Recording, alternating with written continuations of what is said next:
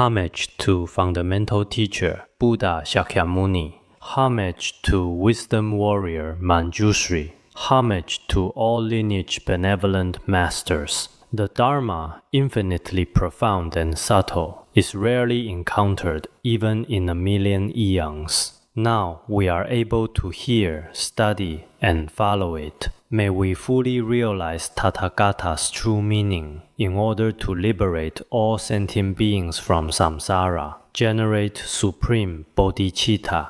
Next, we continue with the words of my perfect teacher. In this instruction text, we are now teaching the trainings of Bodhicitta. After we have generated Bodhicitta, what should we do? One is the precepts of aspiration Bodhicitta, and the other is the precepts of application Bodhicitta.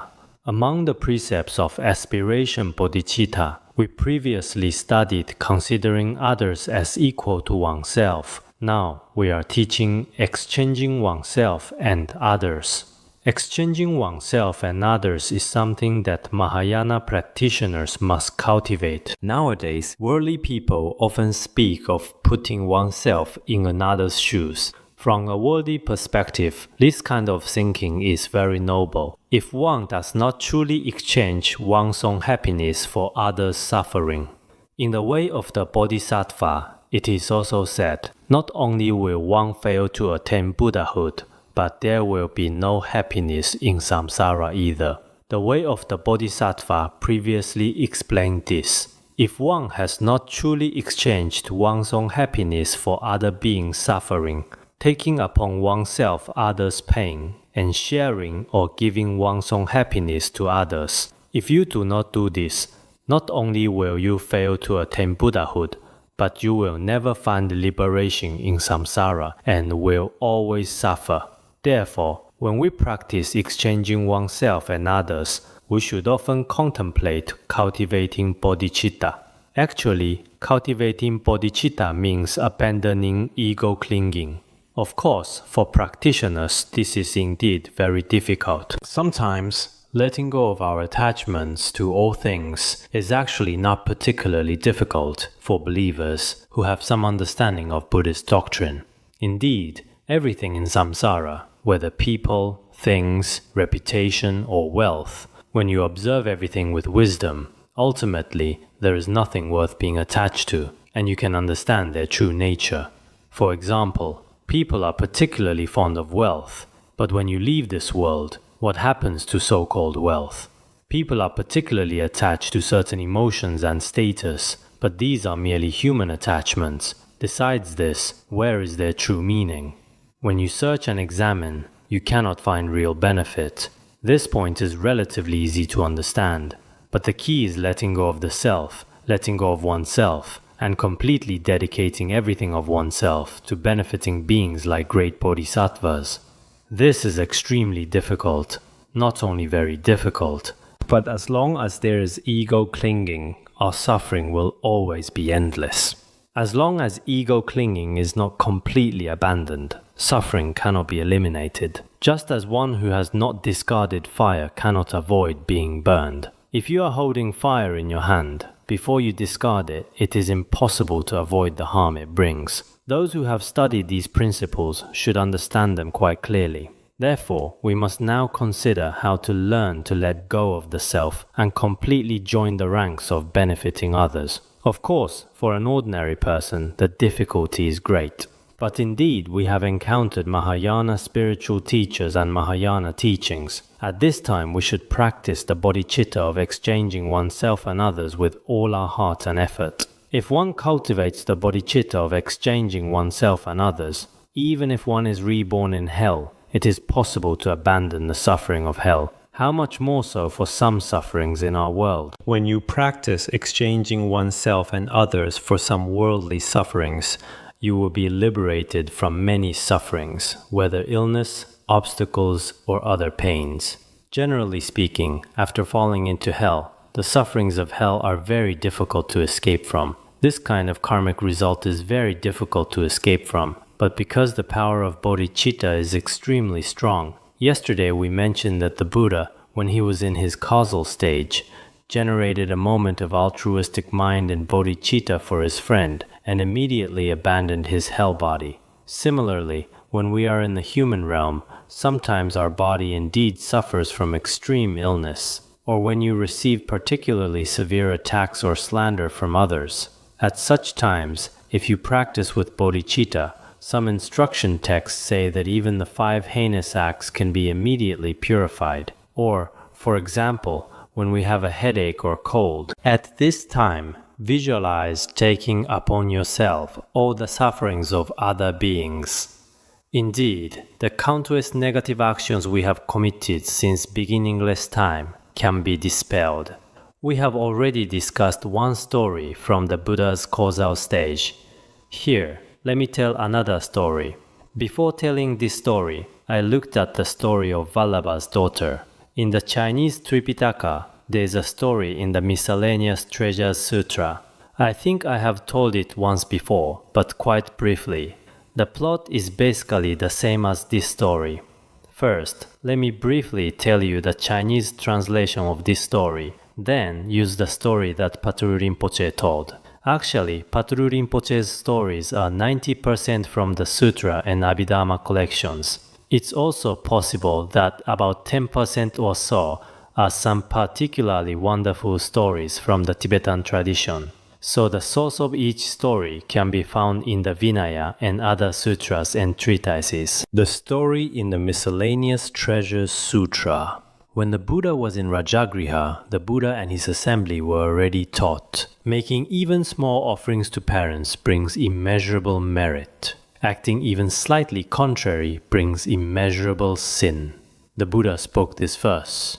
Making even small offerings to parents brings immeasurable merit. Acting even slightly contrary to parents brings immeasurable negative karma. When the Buddha taught this, many in the assembly asked why the Buddha spoke this way and what story lay behind it. The Buddha began to tell of a country called Varanasi in ancient times. At that time, there was a wealthy man whose sons all died young. In order to keep him alive, according to local custom, the later born son was named Maitrakanyaka. Later, his father died and his mother raised him. When he grew up, he made money by selling firewood every day. At first, he earned 2 coins, then 4 coins, then 8 coins, then 16 coins. Each time he earned money, he would offer it all to his mother. Later, when many people spoke to him, saying, "Is my caste really suited for trade and business?" His mother said, "Your caste is not for that. But many of your ancestors died seeking treasure in the ocean. Your father was the same, so you should continue living by trade." Later, her son said, "If that's the case, then I can also seek treasures in the ocean. Can I not?" At first, his mother didn't pay particular attention. She said, jokingly, "If you can go, then you may." Later, the son began preparing all the necessary equipment. Just as he was about to depart, his mother discovered this. At that time, his mother worried that once he left, he would never return. So she advised him not to go. "No matter what, even if I die, I won't let you go." And she held on to him tightly. Later, the son became very angry. "Didn't you say it was all right that day? How can you now refuse and obstruct me? I must go." Later, he forcefully loosened his mother's hands. In this process, he seemed to pull out dozens of hairs from his mother's head. Later, no matter how his mother cried, there was nothing she could do, and he left. After leaving, he went to the ocean to seek treasure, and when he returned with treasure, the return journey had both water and land routes. And when the merchants returned by the land route, they stayed overnight with other merchants, and a great wind arose at night. The next morning, the other merchants forgot to call the merchant Maitrakanyaka. He was actually the leader of the merchants, but later they all became separated. He himself got lost, and eventually, in the process of being lost, first he arrived at the city of Lapis Lazuli, where 4 celestial maidens served him. There he enjoyed life for 40,000 years. Then he left and arrived at the city of Crystal. Here, 8 celestial maidens served him, and he stayed for 80,000 years. Then he went to a city of Silver. Here, 16 celestial maidens served him, and he stayed for 160,000 years. Then he arrived at the city of gold. There, 32 celestial maidens served him, and he enjoyed life for 320,000 years. Later, they kept advising him not to leave anymore, but he wouldn't listen. Then he kept walking forward and encountered a particularly frightening iron city. When he entered, there was a person inside experiencing the suffering of an iron wheel spinning on his head. When he entered the iron city, the iron wheel from above fell onto his own head. That person was freed and left. At this time he asked the hell gods, "What kind of karmic result is this? How long do I need to stay here?" he asked. At that time, here, generally those who are unfilial to parents or even beat them experience this karmic result, and the time you must stay here. If a person creates such karma, they must separately stay in the lapis lazuli city, crystal city, silver city, and golden city, after spending from 40,000 to 320,000 years. Then, when you come here to experience the karmic result, only then will you be released. Before that, you will continuously experience this suffering. The iron wheel cannot fall. Later, he asked, as he was also experiencing unbearable suffering, he said, "Are there other people here experiencing this kind of suffering?" The hell god said, "There are many tens of thousands of beings." At this time he thought, "Let me take upon myself all the sufferings of these beings." The moment he thought this, the iron wheel on his head fell to the ground. He said to the hell god, "Didn't you say the iron wheel wouldn't fall? How is it that the iron wheel has already fallen to the ground?" The hell god was very displeased and struck him fiercely with an iron fork. He died from this and was finally reborn in the heaven realm. The Buddha told the bhikshus, "If one is disrespectful to parents, if one makes offerings to parents, the merit and fault are such." This is roughly what is taught in this sutra. This story should be basically the same as that one. Also in the Chinese tradition, in a forest of pearls from the Dharma garden, there was previously someone named Lu Yuanli who seemed to fall ill. After falling ill, he fainted, and after fainting he seemed to go to the intermediate state. In a particularly large hall, there were several hundred cauldrons. In the cauldrons, like steaming buns, thousands and thousands of people were being steamed.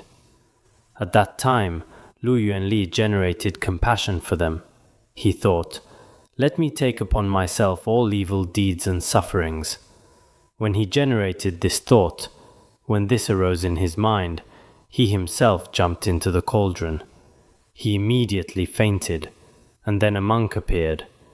The monk rescued him from such suffering and said, "Because of your sincere heart, you can now return." So this story in a forest of pearls from the Dharma garden has quite similar aspects to the story of Vallabha's daughter here. So whether in the Tripitaka or in every very reliable story from the Tibetan and Chinese traditions, when beings practice exchanging oneself and others' bodhicitta, they will be freed from suffering. Therefore, each of us should not regard this as some legend or mythical story. We must think that, in the future, whether we encounter suffering in lower realms and hell, or suffering when we have nightmares, or when we encounter suffering in our actual lives, we must think, "Let me take upon myself the sufferings of all beings." At first, this point is somewhat difficult, but gradually, indeed, I myself have cultivated bodhicitta very poorly, but I have great confidence.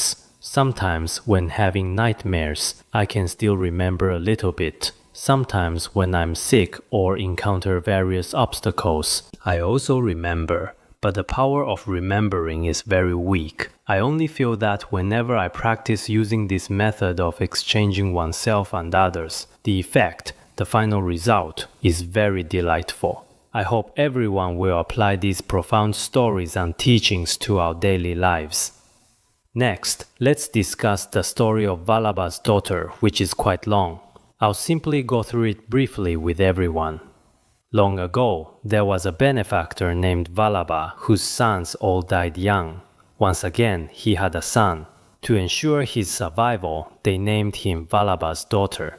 Tibetan areas also have this naming method because for a family, having sons is their family's good fortune. If all his sons die, they give him a woman's name or female dog. In this way, his good fortune increases. When people say bad things about him, he can survive. Tibetan areas also had this saying in the past, and India at that time did too. To keep him alive, although he was a boy, he was called Vallabha's daughter. Didn't we just mention Maitrakanyaka? Once the benefactor went to the ocean to seek treasure, but the ship was destroyed and he died.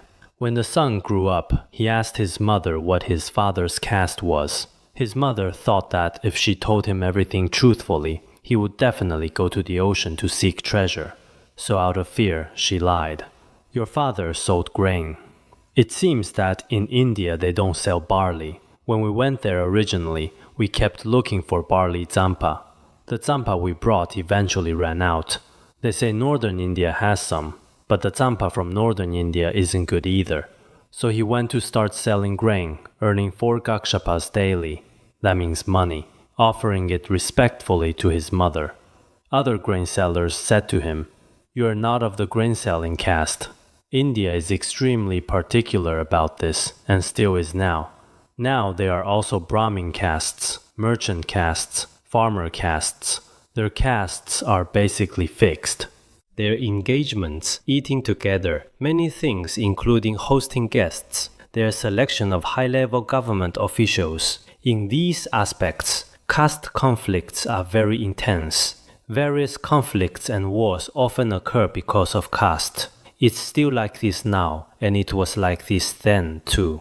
They all said, "You are not of the grain-selling caste, so trading grain is unreasonable." So these grain sellers prohibited him from selling grain. Then he returned home and asked his mother, "What caste is my father really?" His mother told him he was of the incense-selling caste. So he began selling sandalwood, cashmere incense, and many other kinds of incense. Some incense is very fragrant, some incense is not good. So he started selling. At that time, business became quite good, and he earned 8 gakshapas daily. He was still quite filial. At first, everything was fine. Some of us are also at a certain level, still quite good to our parents. But from certain angles, we are also very bad to our parents. So we usually create mixed karma, black karma and white karma. At that time, he offered the 8 gakshapas to his mother. Those incense sellers again prohibited him from selling incense in the same way. Then he again asked his mother, "The incense sellers say I'm not of the incense selling caste. What caste am I really? Please tell me the truth." His mother lied to him again. "Your father was of the cloth selling caste." He went to start again. He was getting quite tired. Doing one business and then starting from zero again is not easy. He originally had some things, but these were all sold out. If it were like now making money in business is particularly difficult. He went to sell cloth again and business got better and better. He could earn 16 gakshapas daily, all given to his mother. The cloth sellers again said he wasn't of the cloth selling caste and prohibited him from selling cloth. Then he returned again and his mother told him he was of the jewel trading caste. So he went to trade in jewels, earning 32 gakshapas daily, which he also offered to his mother. But later, some local people had rather talkative mouths. The merchants told him, "You are of the ocean treasure-seeking caste. Your father and grandfather all went to the ocean." Generally speaking, the treasure-seeking caste in ancient times was still relatively noble among the castes. You should engage in your own caste's occupation. He returned home and said to his mother, "I am of the merchant caste, so I must go to the ocean to seek treasure." His mother told him, "Although you are of the merchant caste, your father and ancestors all died because they went to the ocean to seek treasure. If you go, it will definitely be a dead end. You won't come back. Absolutely don't go. You should stay local and do business, selling some things. If that doesn't work, open a restaurant, sell pizza, sell curry, right? Sell curry, curry. Indian people have dark faces and red mouths." Then he will start with chili peppers and rice. All of it, right? Many Dharma teachers have gone there, going to India very hungry, seeing over there. I don't know how it is now. When we went, we thought here, oh, going to India is like heaven. We envied it incredibly. After arriving there, in all aspects, we were particularly hungry. If you're going to go, prepare well. Otherwise, Indians generally use their right hand for eating. The left hand cannot be used for eating. The left hand is very unclean. They have many customs. I originally wrote a journey to India, but when it got halfway, now it seems to be gone. I wrote many articles about what I saw and heard then, but now it seems I can't find them. They're gone. This journey to India isn't something very valuable. Just what I saw myself, what their customs were like. At that time there were many Tibetans there. I asked them about local customs. I also read Gendun Chepel's travelogue then, but it wasn't very extensive. She demanded that he not go, but he stubbornly wouldn't listen and prepare all the equipment needed for going to sea. When departing, his mother really couldn't bear to part with him and wouldn't let him go. She pulled at his clothes while weeping. She kept pulling at his clothes and wouldn't let go. He angrily said, "Today when I want to go to the ocean to seek treasure, this was originally a very auspicious day. Yet you are inauspiciously crying and wailing." After saying this, he viciously kicked his mother's head with his foot and then left. He left and his mother really had no choice. Actually, sometimes when mothers are particularly worried, children often don't listen to her and do things that go against her wishes. If we have such phenomena in this lifetime, it's very important for us to repent ourselves. During the sea voyage, the ship was destroyed and all of them sank into the ocean. Most people died and perished from this. He grabbed hold of a plank and drifted to an island where there was a city called Joyful. Actually, this was his karma manifesting. He didn't die, but while still alive, he experienced the suffering of this human hell. We could say it this way: he didn't die at that time. Then he arrived at the joyful city, and when he came there, in a very magnificent and delightful jeweled palace, 4 celestial maidens appeared. They laid out soft cushions and served him with 3 whites and 3 sweets. He probably stayed here for 40,000 years, according to the story just told. When he prepared to depart, they told him, "If you continue forward, absolutely do not go south. Otherwise, great disaster will appear. It's very dangerous." But he didn't listen. Sometimes when beings' karma manifests, no matter how others advise, there's no way.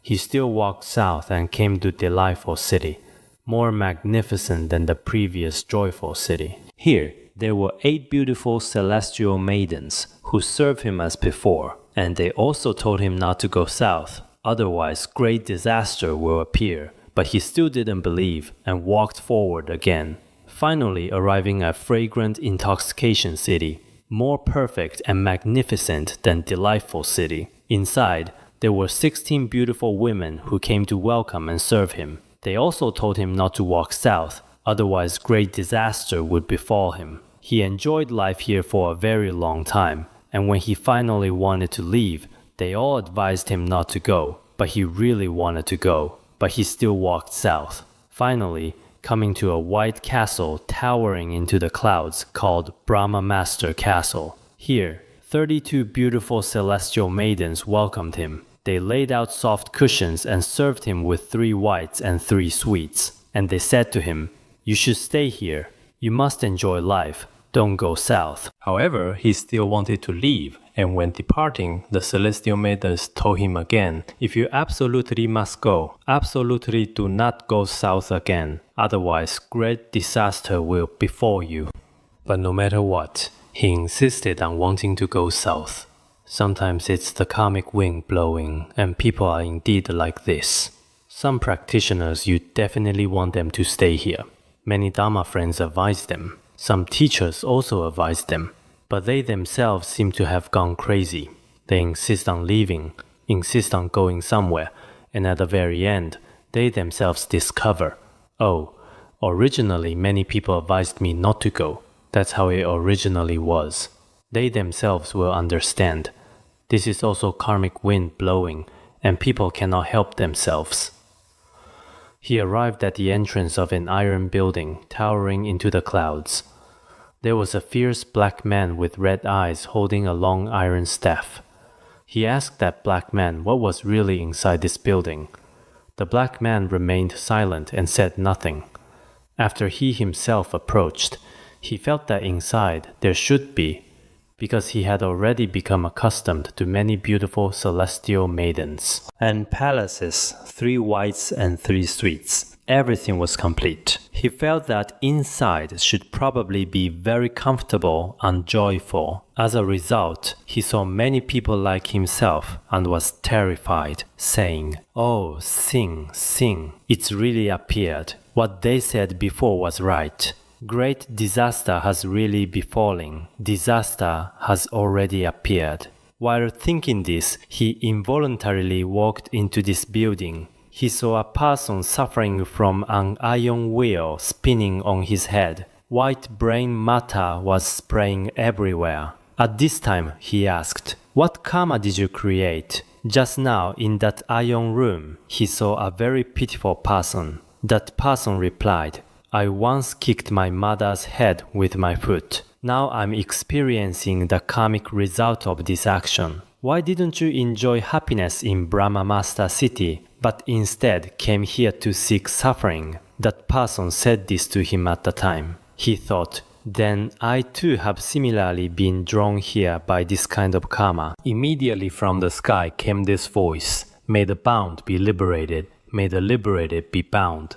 In an instant, the iron wheel flew down spinning and landed on Vallabha's daughter's head. He too, like before, had white brain matter spraying everywhere, experiencing unbearable severe pain, and from this as a condition, he generated extremely strong compassion for all beings like himself. Sometimes we humans, when we ourselves experience suffering, only then do we generate compassion. That day there was a person who liked hunting, who previously often used guns to kill many deer, roe deer, jackals, and so on.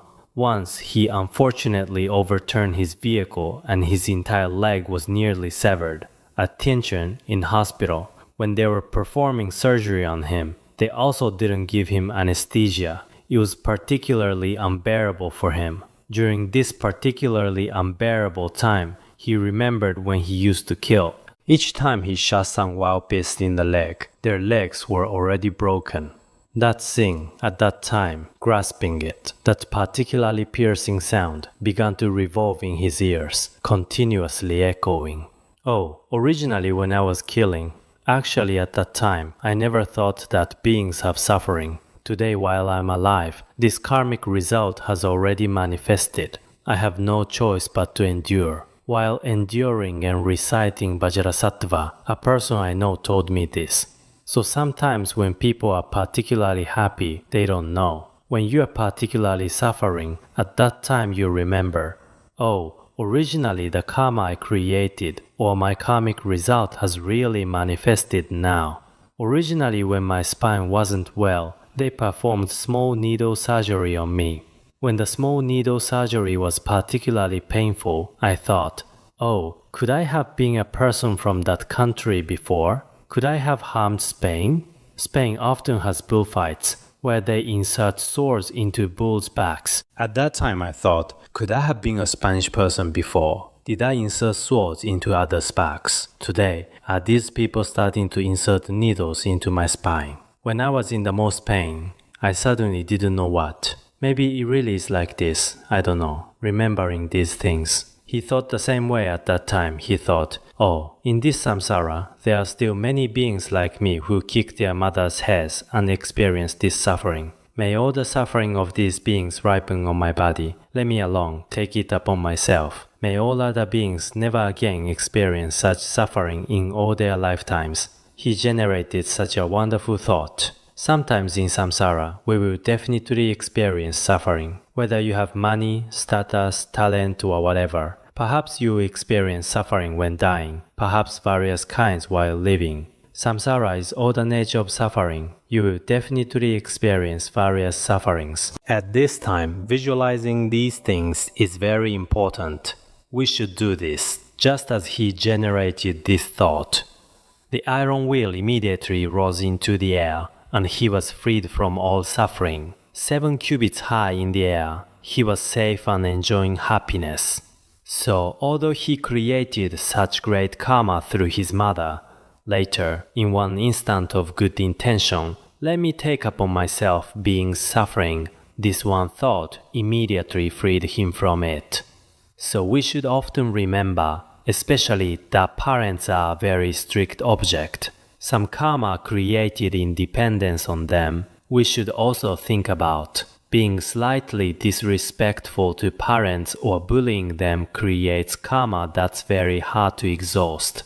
The Sutra of the Collection of the Original Acts of the Buddha also teaches. At that time, a mother and daughter filled 2 buckets with milk. Part of the road was quite dangerous. The mother carried 1 bucket. The daughter carried 1 bucket. The mother kept telling her daughter to hurry. This place is dangerous. Hurry, hurry. Finally, the daughter became very tired and generated anger toward her mother. She deliberately lied to her mother. She said, "You carry both of these. I need to relieve myself and will come right away." She deliberately pretended to come slowly, letting her mother go about 6 crosses. A crosser is equivalent to about 1 kilometer. At 6 crosses distance, she pretended to come slowly behind, making her mother carry the buckets. But later, as karmic result, Yashodhara carried Rahula for 6 years in her womb. Just now, she went 6 kilometers making her mother carry things.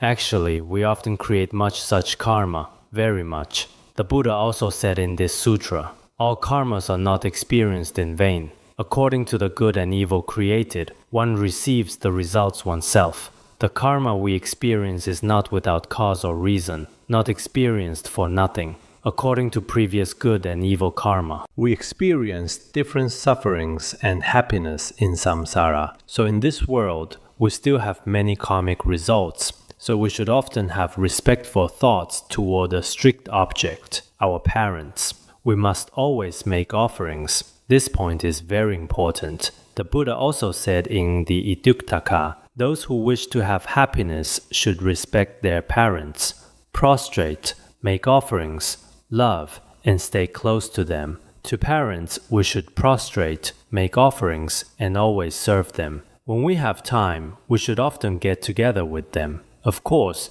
there may be various reasons, but nowadays worldly people generally don't care about their parents.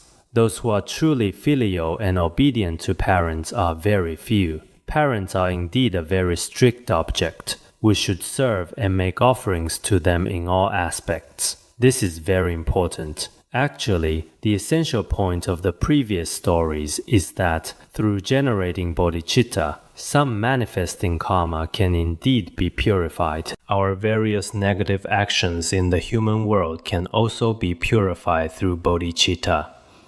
I've read in Master Yin Guang's collected writings a story about someone named Xu Weiru who should be from the Republican period. At that time, he suffered from rectal prolapse, very severe. Each time after relieving himself, he needed to rest slowly for about 15 minutes. Otherwise, it would start to prolapse, very severe.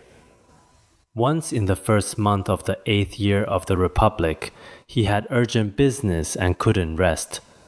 As a result, his illness recurred and he became very seriously ill. For 7 days, it was like needles piercing his body, extremely painful. Later, when there was really no other way, he tried to stop his painful sensations through reciting Buddha's name, but it was useless. Later, he thought about his experience.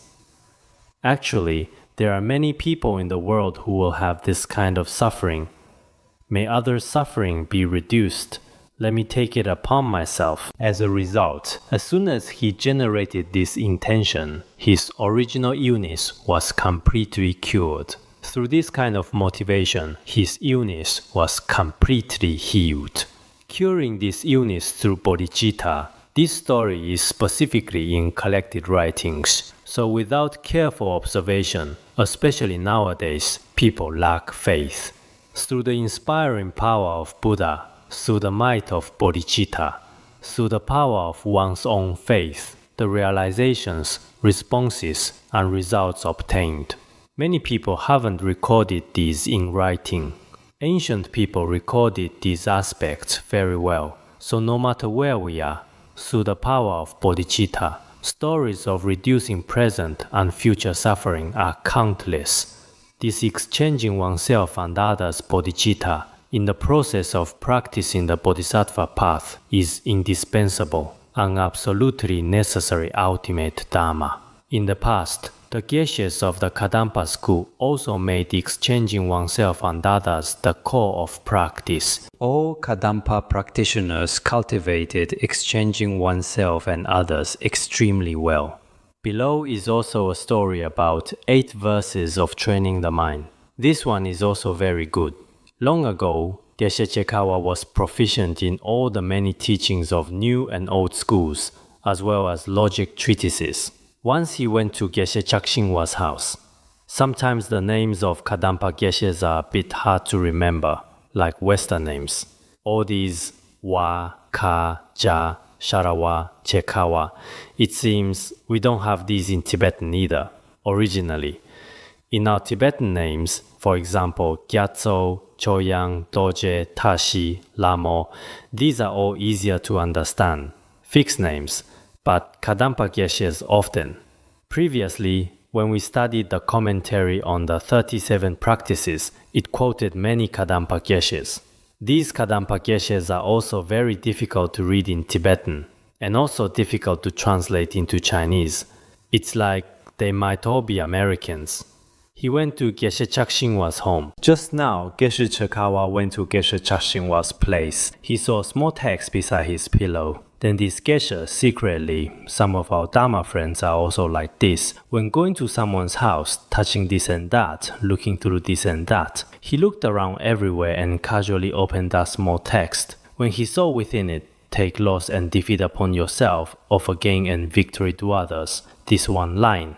Originally there were 8 verses. This was one section from among the 8 verses. He felt this was truly very rare. Sometimes when we see some text, some scriptural citations, we feel very joyful. He felt it was very rare, and so asked, "What teaching is this? It's wonderful." Geshe Chakshingwa told him this was composed by Venerable Langri Tangpa, a verse from 8 verses of training the mind, the second half of the 5th verse. He asked again, "Then who has the pithy instructions for this?"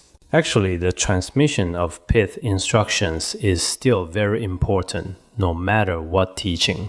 For example, which teacher composed it? Which scholar's pith instructions he himself has some unique oral instructions? He said, "Who has these pith instructions?" Geshe Chakshingwa said, 8 verses of training the mind was composed by Langli Tangpa, so he himself should have the pith instructions. After hearing this, Geshe Chekawa couldn't wait to go seek this teaching, so he immediately set out. He was probably in the area near Lhasa, and then headed to Lhasa city. After arriving in Lhasa, for several days he circumambulated Buddha statues while inquiring. One evening, a leper came from the Langtang area. Geshe Chekawa asked him about news of Venerable Langli Tangpa. As a result, that leper told the Geshe that Langli Tangpa had just passed away. The news he heard was very bad. He originally wanted to receive this transmission. I also once had a Geshe I had great faith in. I kept asking and asking for my father to take me to meet him. When I arrived at his door, they said he had just passed away last night. I was very sad. I was 12 years old at that time. At that time, he heard that he had already passed away. Then the Geshe asked, "Who is his successor? Who is his heir?" The leper said, "There are 2 great masters, Geshe Shangshungpa and Geshe Dodepa. These 2 Geshes I heard recently regarding the matter of becoming Dharma Lord. Who should be the head? Who should be the abbot? Regarding this matter, their opinions seem to differ. Actually, these 2 Geshes were not fighting to become Dharma Lord themselves. They weren't having disputes causing disagreement. It wasn't like that. But rather what? They were mutually deferring, both being too respectful to each other, because they had cultivated 8 verses of training the mind so well. They already had no worldly concerns. Neither wanted to be the main person. Both were willing to serve others. Both were declining the position of Dharma Lord Geshe Shangshungpa said to Geshe Dodepa, "You are the elder, you are experienced and highly respected. In all aspects, your practice is also very good. Among us Geshes and monks, you should be the leader. You must be the Dharma Lord. And if you become Dharma Lord, I will respectfully serve you. Just as I previously respected and served Venerable Langli Tangpa, I will respectfully serve you."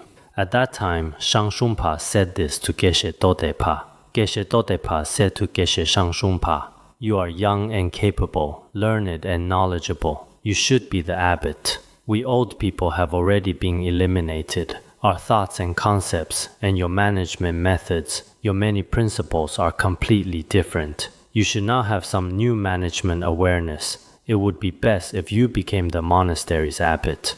I am old and may not respect you as much as Langli Tangpa, but I will still treat you very well." At that time, Geshe Dodepa asked Geshe Shangshungpa to take the position.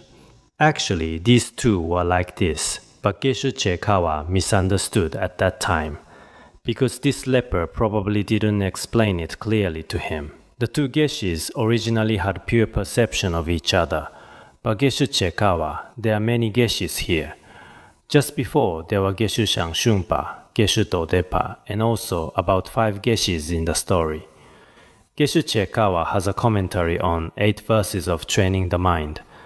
This commentary on 8 verses of training the mind is not very extensive. At the beginning, the Geshe said, "The first time I generated faith in Kadampa teachings was through 8 verses of training the mind." Then he made a literal explanation of 8 verses of training the mind. I originally wanted to translate it, but later never had time. Actually, we should study Geshe Chekawa's commentary. The blessings would be greater. We should think this way in the future. But Geshe Chekawa mistakenly heard that they were not harmonious over inheriting the teacher's position.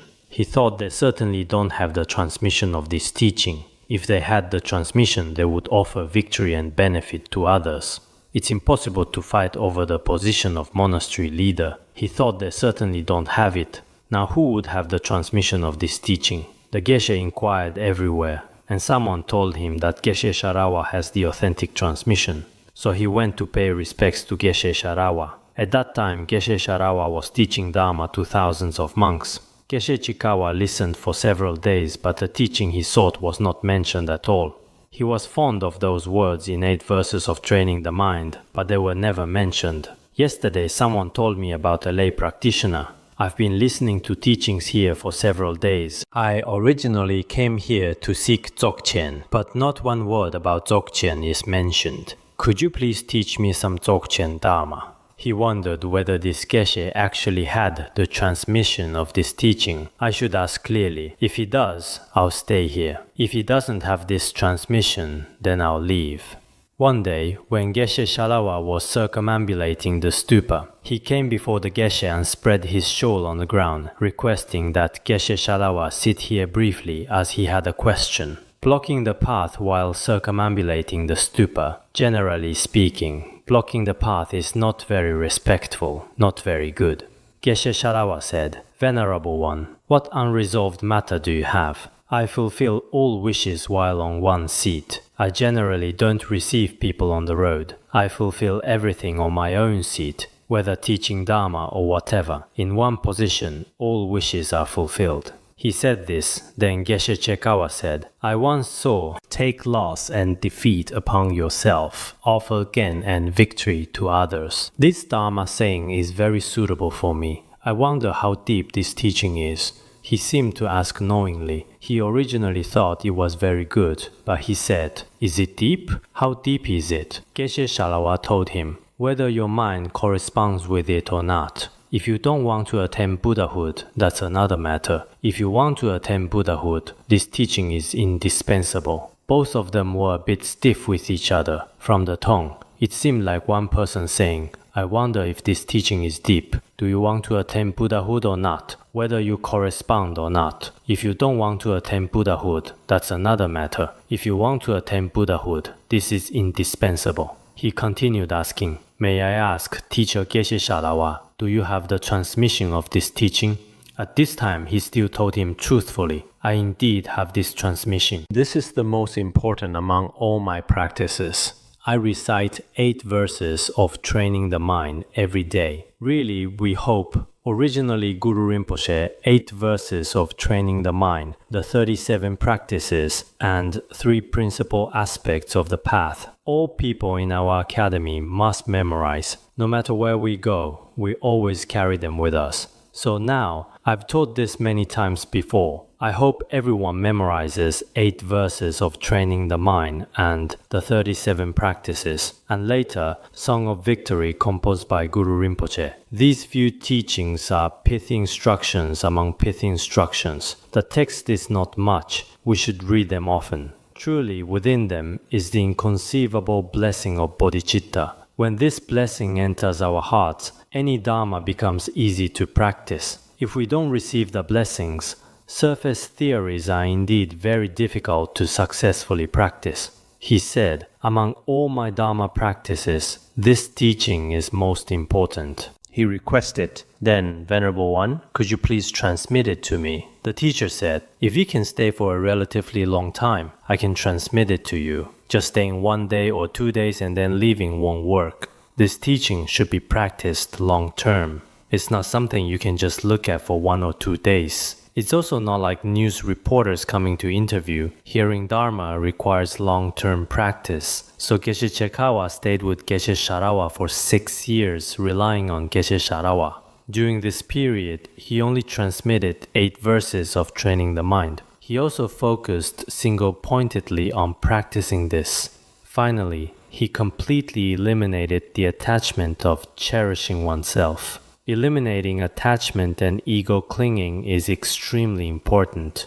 Through 8 verses of training the mind, he finally truly eliminated ego clinging. If ego clinging is not eliminated, as taught in the Flower Ornament Sutra, if one grasps at having a self, then one enters the dangerous path. If we are attached to ourselves, grasping at ourselves, this is not very good. We must eliminate it, otherwise we enter the dangerous path. Of course, such teachings may appeal to people with merit, to the wise. They can eliminate ego clinging and have interest in bodhicitta. Previously, in the 10 recitations Vinaya, it was also said, "Saints don't enjoy evil. Evil people don't enjoy virtue. Bad people have no interest in virtuous dharma. Saints and wise people likewise have no interest in evil dharma." So, toward the teachings on bodhicitta, wise people truly have faith and joy. Practicing exchanging oneself and others' bodhicitta can eliminate various illnesses and demons in this life. When we're sick, I personally often experience this myself. Exchanging oneself and others is very effective, very good, better than taking medicine, injections, or anything else. Of course, you still need to take medicine and injections, but in the process of using them, you can practice. You can always practice.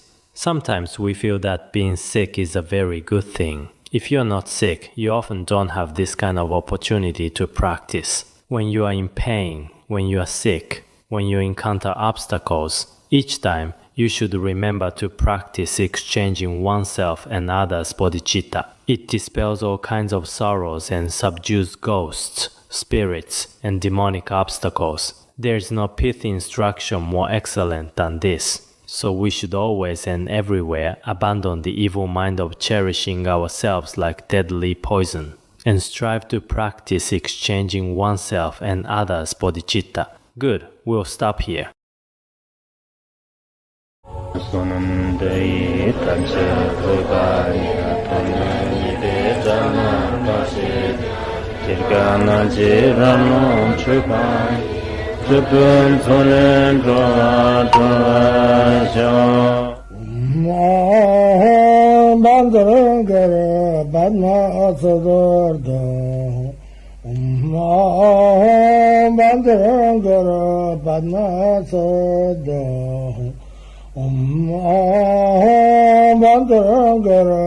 Bandara